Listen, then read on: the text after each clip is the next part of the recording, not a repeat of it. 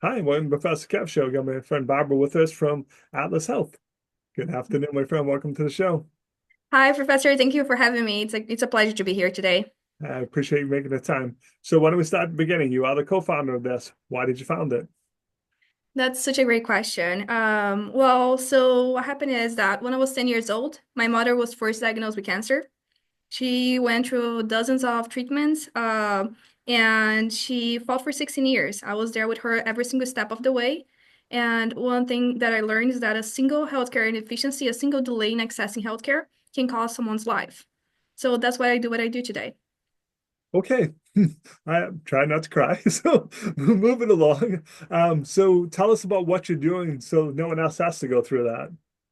That's such a great question. So what we have found is that we're in Brazil, and in Brazil's healthcare system, we have a series of processes that happen that allow for the patient to connect with the healthcare provider, the hospitals, and access care. And what happens is that every single layer of that step of that process, we have found they have a series of inefficiencies. So we are creating one tool at a time to address each step of the way and increase the efficiency of that step. Right now, we're hyper focused on scheduling systems for hospitals in Brazil. That seems like it's pretty easy. They should probably finish that in an afternoon or so, right? I Yeah, mean, so it's a you would huge think. task. So you think. I mean, when I say scheduling for hospitals, people are like, aren't there already dozens of those tools out there?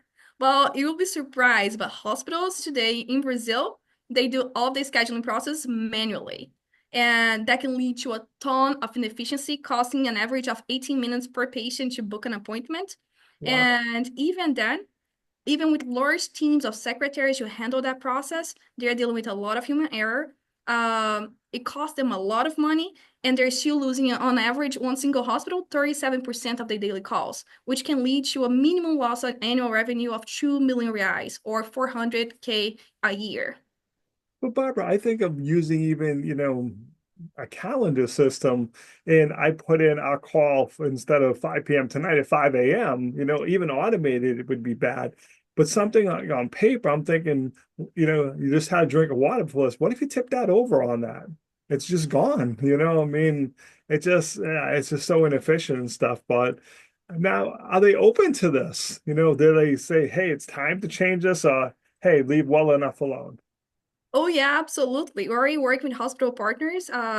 One single of them has 500,000 patients, and they're helping us inform the process. In fact, we have the hospital directors themselves and owners asking for scheduling systems. And the reason for that is because the level of complexity behind the scheduling system of hospitals, it's so large. They deal with multi-layers of variables, and there is no system that's adequate enough to handle that automatically. And that's what we're building. And while at the same time making it absurdly easy for the patient to book them an appointment. So think Calendly-Easy.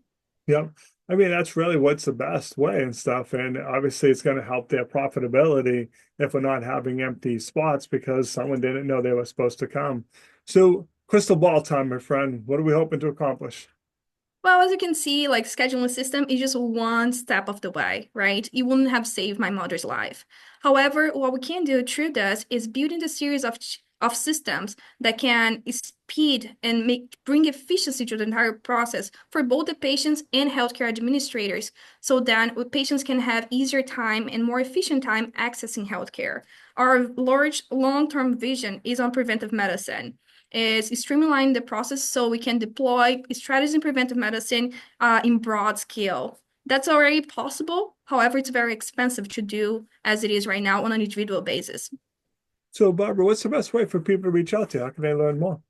That's a great question. You can reach out to me via LinkedIn. It Okay, Barbara, I appreciate you taking a few minutes to call us show. And as always, thanks for being my friend. was a pleasure to be here. Thank you. Yep.